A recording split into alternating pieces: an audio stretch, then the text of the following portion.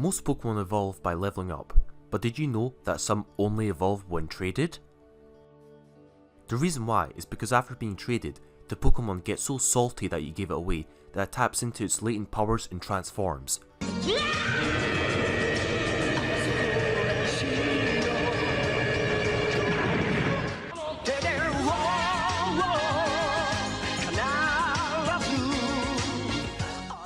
This is your boy Ding Dong here, back again for a new type of challenge run. This is a unique run I did as a kid and wanted to revisit and show you all, so maybe you all can learn something new. In this challenge, I'll be beating Pokemon Fire Red using only Pokemon that evolve by trading. The catch here is that you can't trade them, so you can never fully evolve them to their final forms, meaning that you're stuck with these 6 Pokemon on your team: Graveler, Kadabra, Machoke, Onix, Seadra, and Haunter. Now, I know a lot of you guys might be wondering why this challenge specifically. It doesn't seem that hard, and yes, in this day and age, it's not very necessary, but back in my day, in the early 2000s, when AMVs were all the rage, I was unable to trade any Pokemon in my games. I didn't have any friends to trade with, nor was it possible to use Wi-Fi like you privileged kids get to. It was more a fun run I did as a child, not a hard one. The rules I'll be using in this run are the following. I may only use the 6 trade evolution Pokemon in battle. I have to use my starter until I encounter the first one, being Geodude, which will then replace Squirtle and be my only Pokemon in the team until I get the next one. Second, I cannot use items from the bag during battle, but held items will be fine, so just no X items or potions during battle. Last of all, I'll be using set mode during battle to prevent switching to make the game harder, and HM slaves will be allowed. With that established, let us begin the run. So I start off the game with Squirtle and make my way to my first real Pokemon. This part is not very important as no one cares about Squirtle. After reaching Mount Moon, I encounter Geodude and catch it, but just for good measure I capture several, so I can then just pick the one with the best nature and IVs, then use that as my first Pokemon. One of them had an adamant nature which is really good, so I picked that one and gave Wartortle the boot. Be gone! Be gone! Now I have my first teammate and I begin to train it, but as I do that, I take a look at Graveler's stats and movesets to see how viable it can be late game. Graveler is the rock Pokemon. It has 4 arms, so you best believe you'll catch a hand or 4 to the face. The rock ground typing is good offensively, but bad defensively, as water and grass will end you. Its attack and defense stats are very nice, but unfortunately everything else sucks. It's slow and has very low special defense, but can hit hard. Its best moves include Earthquake and Rock Blast. With this we carry on to the second gym badge, leveling up in Mount Moon. However, we bump into 2 fossils in the way, Dome and Helix. I have to pick one fossil to progress, and obviously I chose the Dome fossil. After all, Lord Helix is a total biatch, am I right? Don't tell it I said that. Oh, right. Wait, no! So now we have our first rival battle, a level 22 with Geodude. The first Pokemon, Pidgeotto, is not a threat, but Jesus Christ! I missed 4 rock throws in a row. Then Bulbasaur came out, outsped me and one hit KO'd me. Damn. I lose again at level 24, and I have no choice but to evolve into Graveler. So I reach level 25 and transform. Now I can destroy Green, as I outspeed Bulbasaur and smash it with magnitude 10, like it deserves, beating his team easily. After this we go to claim our next team member, Abra, who we catch before it gets to teleport away. We find one with a special attack boosting nature, which is awesome. I remember in Pokemon Showdown, I used a physical attacking adamant nature Alakazam for a laugh. That is ultimate brain. Kadabra is not bad at all in its own right. Its special attack is very good for its time, and it's fast enough to outspeed many threats in this game. Overall, it's a pretty good sweeper, albeit it is very frail. Since Abra has no attacking moves, I give it TM Thief to deal a bit of damage, and though it struggled against a lot of the well encounters, I eventually got it to level 16 where it evolved into Kadabra, making it an early game powerhouse, especially after learning Psybeam. Now we go to fight Misty with only 2 Pokemon, one of whom is very weak to water. Graveler is very high level though, so it still outspeeds Staryu and beats it down, but Starmie KOs it back in return. Kadabra luckily has a dark move, DM Thief, to deal super effective damage and is just strong enough to KO it. So now we move on. We go straight to SS Ant and re-challenge Rival Green, and admittedly are a bit over leveled here. So what we do is we purposefully try to limit the battles we get into to make things more fair. And oh my days, this battle was no contest at all. Kadabra's brain power was too much for Green. Hey look, he has a Kadabra too. Too bad it's a total biatch compared to our own. Lieutenant Surge is next Feeler Wrath, and this time I send out the Rock to give him a firm pounding, spamming magnitude. After that we go to Rock Tunnel, and this is where the run picks up, as I can now catch 2 new Pokemon, Machamp and Onix. I encounter and catch several of each of these Pokemon and keep the best ones, making my team 4 Pokemon now, and 2 more to go. Onix is probably the worst member of my team. Its defense stat is insanely high, but every other stat is awful. Even its HP, it's basically Graveler but worse. It even gets a similar move pool, but maybe I can find some use for this during my run. Machoke though is a beast, being one of the most aesthetic Pokemon in the game, making even Arnold Schwarzenegger proud. Boasting solid attack and defense, though every other stat is not so good. Its move pool is very nice. Revenge, Cross Chop and even Dynamic Punch if you're feeling lucky can be used. But Bulk Up is very strong, letting you flex your pecs in front of your opponent so you can smack their cheeks into oblivion. You could also give it Flamethrower, just saying.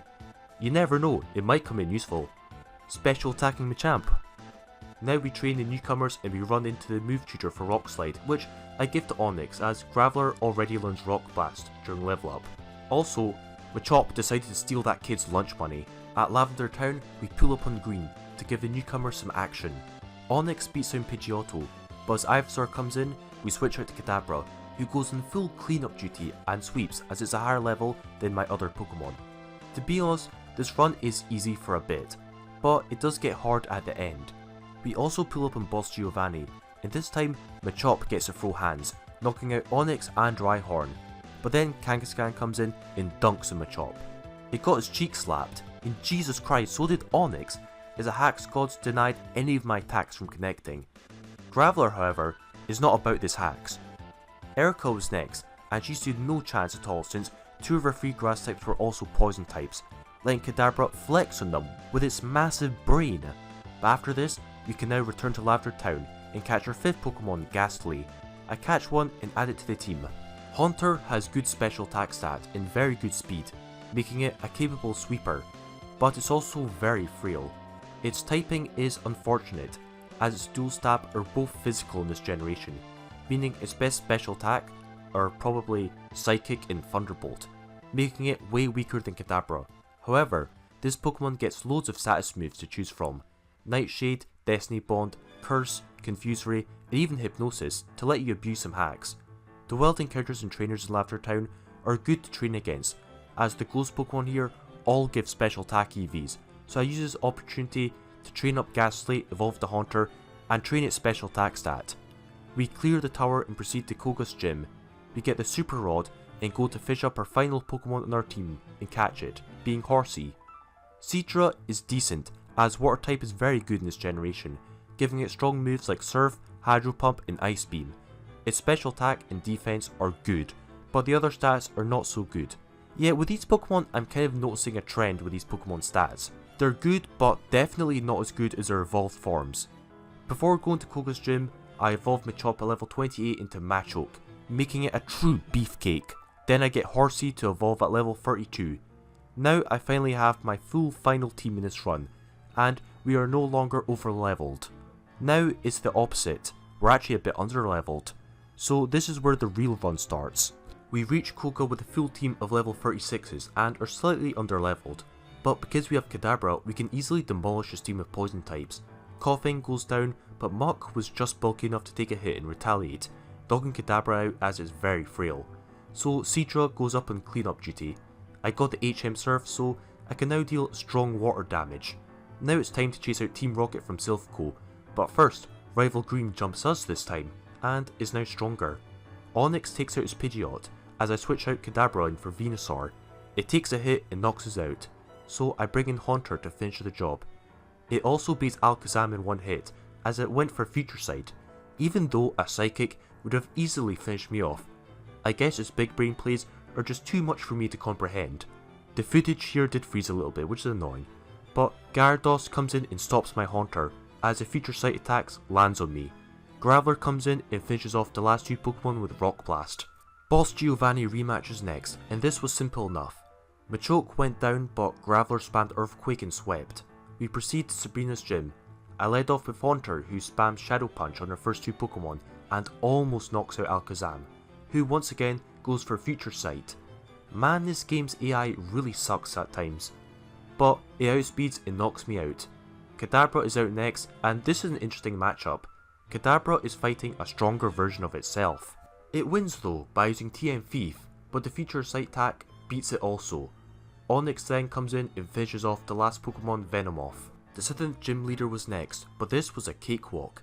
Seadra swept unsurprisingly with Surf, even though it's 6 levels slower than Arcanine. Easy. That means one more gym badge to go.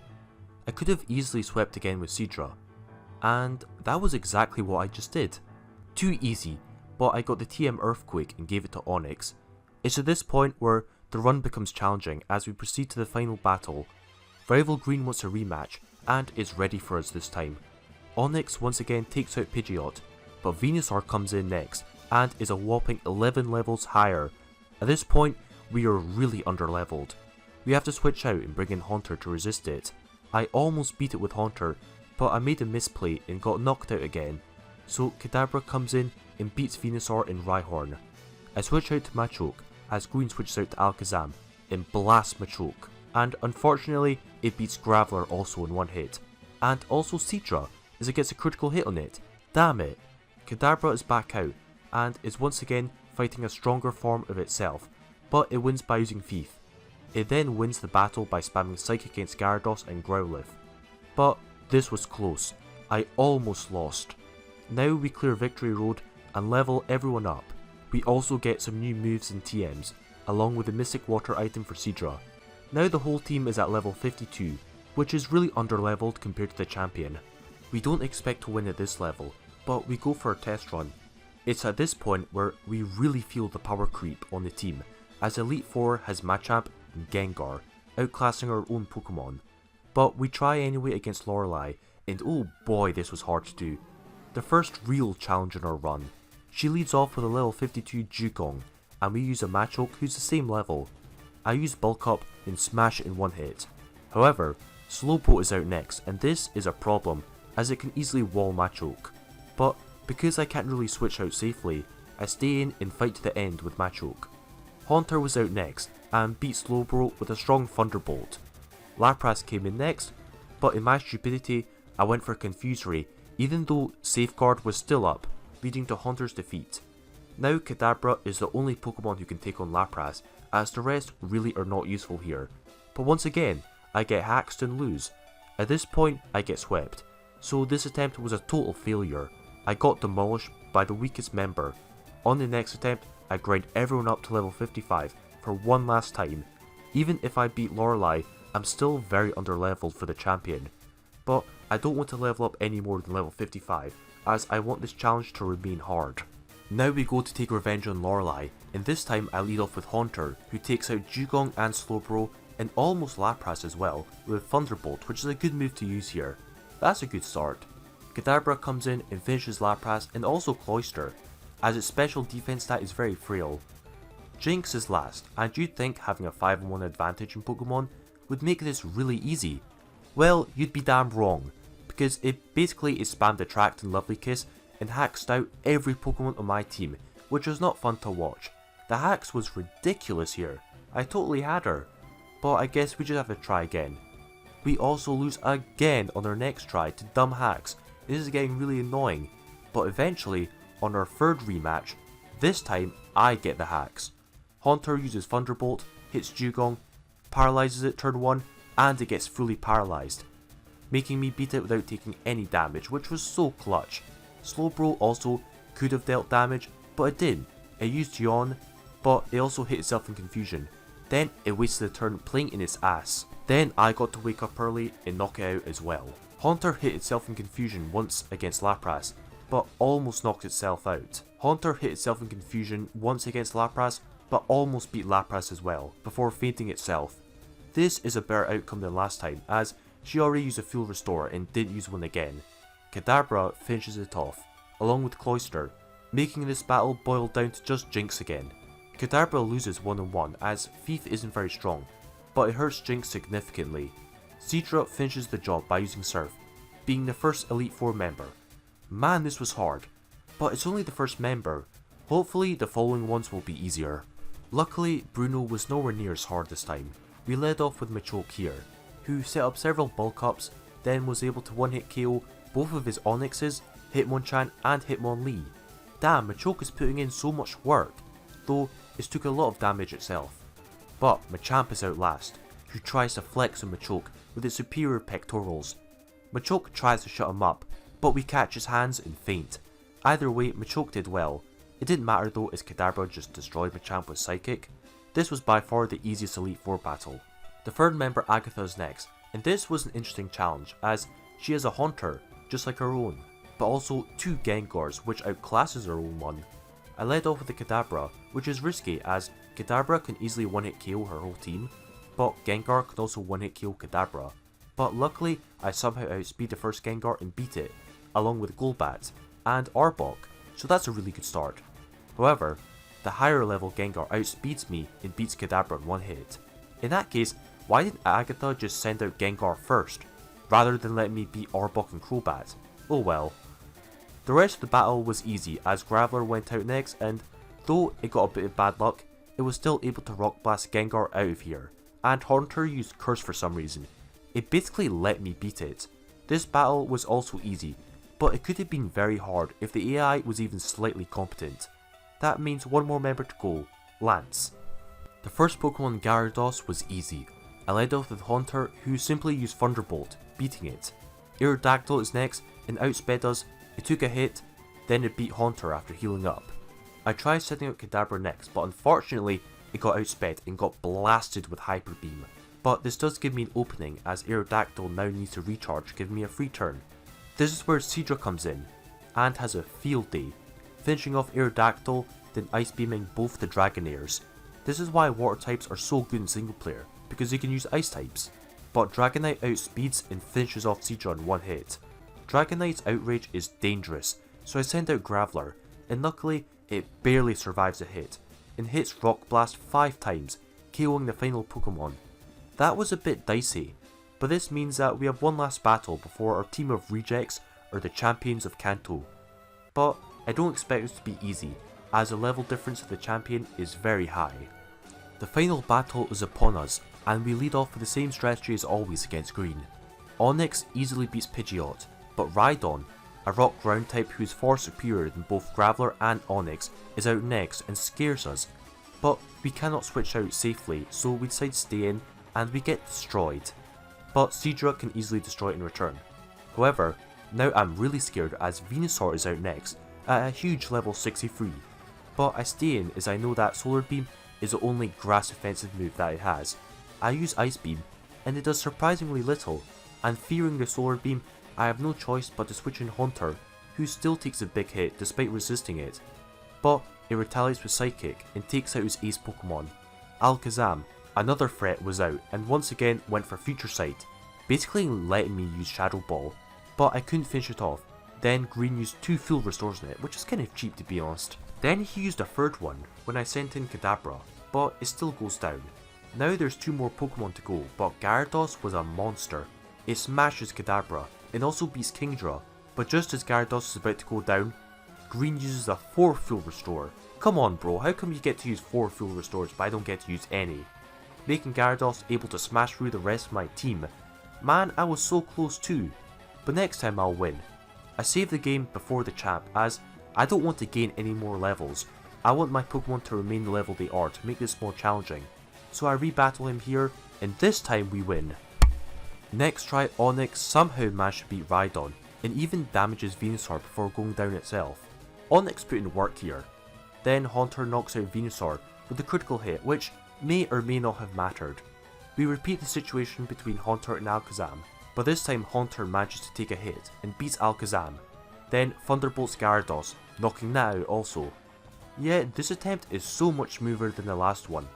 Haunter finally goes down to Arcanine who uses Bite, who then goes down to Seadra in return as is an easy matchup. The battle boils down to Bird Jesus versus Mr. Universe Machoke. We take a hit, then retaliate and smash the final Pokemon in the game with Revenge. With that, we are now the new champions of Kanto, beating the game with these unevolved Pokemon. The answer is yes.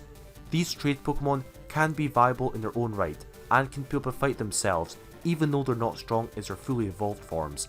This whole time, I really wanted Pokemon like Golem and Machamp, but really the Pokemon I had access to this whole time could put up almost as much work themselves. I guess I shouldn't have judged them so much, they're also good themselves. This was a really fun run, and I totally recommend this to you guys to try. Anyways, thank you all for watching this video. Let me know what you thought of this unique challenge. I will be back soon with more content. Anyways, I will see you all next time. This is Ding Dong signing out.